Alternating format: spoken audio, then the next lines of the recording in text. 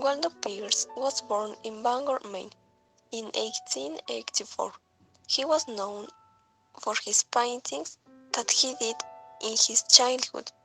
His style was loose and imperfect, but full of the spirit of what he was painting, which in his early career was often landscapes. He studied at Harvard University, where he was known much more for his personality and football playing skills than for his scholastic ability. In 1910, he decided to go to Europe with John Reed, the future revolutionary. Wow! But after boarding the ship in Boston, changed his mind, jumped overboard and swam ashore, an act that became a constant topic, with changing details in interviews over the years. Hola, buenas tardes. After considering the options open to the son of a lumber baron from Bangor, Maine, Peirce eventually settled on painting. He studied in Spain with Ignacio Zuluaga and in France at the Académie Julian. Scores of letters to his mother describe the often raucous times of an art student in Waldo Peirce. He launched a career as a modest yet successful impressionist. By 1915, an exhibition in New York City was displaying his work alongside that of George Bellows, John Sloan, and Edward Hopper. In 1915, he also volunteered for the American Field Service Ambulance Corps. Are you sure about that? So he drove ambulances for the French army in World War I and led a bohemian life with notable companions such as Ernest Hemingway and John Reed. The memorial volume Friends of France, where he showed the depth of his concern, carrying an empathy for his stricken friends and fallen soldiers.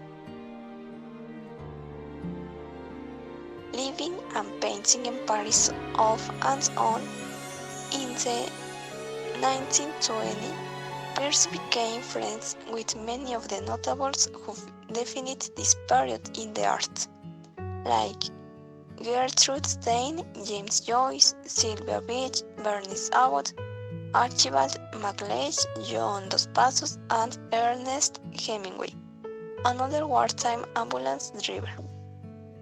The letters of Peirce and Hemingway were filled with news, gossip, and witty passages, often interlaced with Spanish and French asides. Fishing was their passion, and several times Peirce joined Hemingway in the Dry Tortugas and the Marquesas case. Never without a sketchbook, he captured this expedition in oils and watercolors. In 1937, he published To Have and Have Not. The magazine used a Peirce portrait of his friend holding a fishing pole. Peirce had early success in his career all over the country. His canvases are found in London museums and in many private collections. I'm gonna talk about the most important Waldo's artistic works. Like you know, he was a painter of the 19th and 20th century, periods of modernism.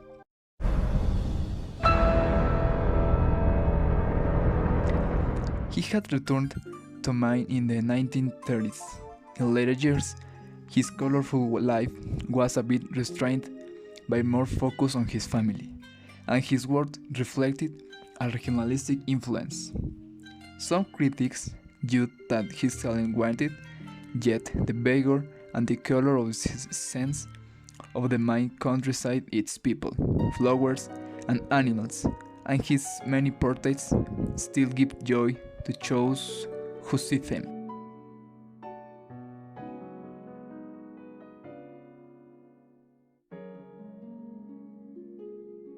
The curved line and the asymmetry were used in his kind of art.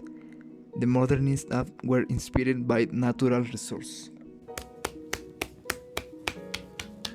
His four most representative paintings were, first, Christine's Land, which was painted in 1940. The second was called Haircut by the Sea, which was painted in 1933. Let me guess. Your home? It was.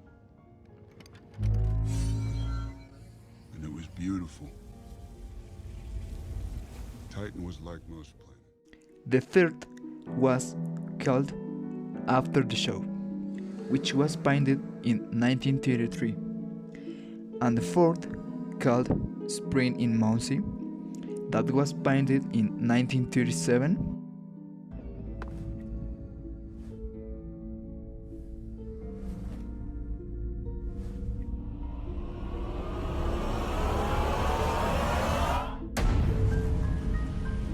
Personally, I love this painting for the combination of the colors and also for the context and feelings. It's beautiful.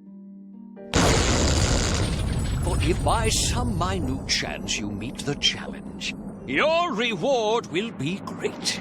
Behold! Whoopsie. Now behold. Hello everyone. Well, I will talk about this part of Waldo's life. For me, it was really interesting, all this about the war, and that he was in a part of his life he was a driver ambulance at World War I. Here we have an image of an ambulance of the war, and obviously Waldo Peirce. On this part we have Waldo posing with a German shell. This German shell was captured on France in 1915. Here we have 3 photos of his personal album. This helps us to have a better idea of what was their living at this time in the war and far from home, and all these problems that was happening at that moment. Here we have